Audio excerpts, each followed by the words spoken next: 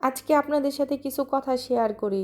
বাংলাদেশ এখন এমন একটা দেশ হয়ে গেছে, মানুষের মৃত্যুকে নিয়েও ট্রোল করা ছাড় দেয় না। এমন একটা পর্যায়ে চলে আসছে, একজন মানুষ মারা গেছে তাকে নিয়েও কত কিছু বলতেছে, তাকে নিয়েও বলতেছে এখন জাহান্নামে গিয়ে ভিডিও বানা, এই সেই। আরে ভাই, কে জাহান্নামে যাবে কে জান্নাতে যাবে সেটা কি আপনি জানেন নাকি একমাত্র আল্লাহ তাআলা জানে? জান্নাতে দিবে কাকে আর জাহান্নামে দিবে কাকে এটা তো শুধু আল্লাহই জানে, আপনি আমি কেউ জানি না। আপনি যে 5 ওয়াক্ত নামাজ পড়েন সেই নামাজটা যে কবুল হচ্ছে কিনা সেটাও তো আল্লাহ জানে। আমি যে খারাপ কাজ করতেছি সেটা আল্লাহ মাফ করবে কিনা সেটা শুধু আল্লাহই জানে। সেটা আপনি কি করে জানবেন বলেন তো? আপনারা এই সব কথা বলে কেন নিজেরাই পাপীর ভাগীদারি হচ্ছেন? একজন মানুষ মারা গেছে, আমরা সবাই তার জন্য দোয়া করতে পারি। আর জন্ম, মৃত্যু, বিয়ে, এই তিনটাই কিন্তু আল্লাহ তাআলার হাতে, এটা আমাদের কারোরই মানব জাতির হাতে নাই। একটা ঘটনা আপনাদের সাথে শেয়ার করি চলেন।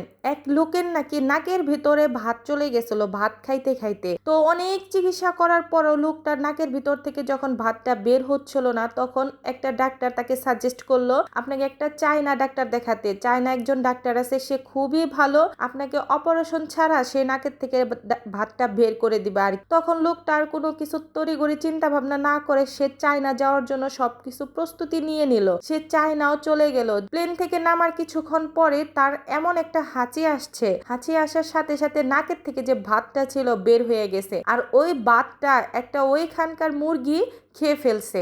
এই গল্পটার মানে কি হলো বুঝতে পারছেন? ওই রিজিকটা ছিল ওই মুরগিটার, এই কারণে শুধু সে চায়নাতে গিয়ে হাসিটা দিছে আর মুরগিটা ওই ভাতটা খেতে পারছে। তা না হলে তো সে বাংলাদেশের থেকেও হাসিটা দিতে পারতো আর অন্য ভাতটা চলে যেত, এতটা দূর যাইতে হইতো না। এগুলা হচ্ছে সবই আল্লাহ তাআলার পরিকল্পনা। এগুলা আপনি আর আমি এগুলো কখনো চিন্তা ভাবনাও করতে পারবো না, কোথায় কার কোন জায়গায় মৃত্যু হবে আর কিভাবে মৃত্যু হবে, কি করলে মৃত্যু হবে। এই কারণে মানুষের উপরে দোষারোপ না করে আসেন আমরা তার জন্য দোয়া করি যে চলে গেছে, আল্লাহ তাআলা তার যত গুনাহ আছে সব গুনাহ মাফ করে দেখ আর তাকে আল্লাহ তাআলা সবচাইতে জান্নাতুল ফেরদাউস দান করুক, আমিন। একজন মানুষ মারা গেছে তাদেরই খুব ঘনিষ্ঠ আত্মীয়। আর আমি অনেক দিন ধরে যেহেতু বিথি আপুর ভিডিওগুলা দেখি, তো আমি এই শাওনকে সবসময় দেখি বিথি আপুর রাত ভাইয়ার সাথে থাকে। তো তাদের হয়তো আমাদের আর আপনাদের থেকে বেশি খারাপ লাগতেছে, তারা তো ইচ্ছাকৃত ভাবে ওই ভাইয়াটাকে মেরে ফেলে নাই, তাদের সাথে নিয়ে গেছে। তারা যদি আগে জানতো এরকম একটা দুর্ঘটনা হবে তাহলে কি তারা ওইখানে যাইতো?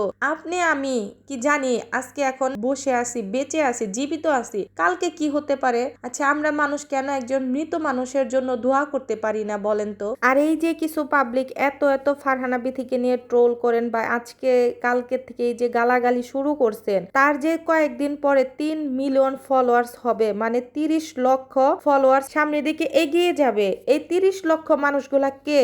এই 30 লক্ষ মানুষ কখনোই কোনো পেজের এমনি আইডির মানুষ হতে পারে না। সবাই কিন্তু পেজ চালায় এমন মানুষই বেশিরভাগ মানুষ। পেজ চালানোর মানে কি? সবাই তো এখানে টাকা কামানোর জন্যই আসছেন, আর কিছু ভিউ বা টাকা কামানোর জন্য ওনাকে নিয়ে যে এত এত কথা বলেন, এত এত কন্ট্রোভার্সি করেন। ওনারা তো এমনিতেই এত বড় একটা দুর্ঘটনায় এমনিতেই শোকাহত হয়েছে। এই আপনাদের এত এত গালাগালি দেখে তো এখন ফারহানা বিথি আর রাদের তো মনে হবে শাওনের সাথে সাথে তারাও কেন মারা গেল না বা মারা যায় না কেন। অন্যের দুঃখ দেখে যে হাসবে তার দুঃখ অতি তাড়াতাড়ি আসবে, এটা সবসময় মাথায় রাখবে। আল্লাহ ছাড় দেয়, কখনোই ছেড়ে দেয় না, বুঝতে পারছেন? হয়তো আমরা এই জিনিসটা বুঝি না, কারো কিছুদিন আগে কারো কিছুদিন পরে।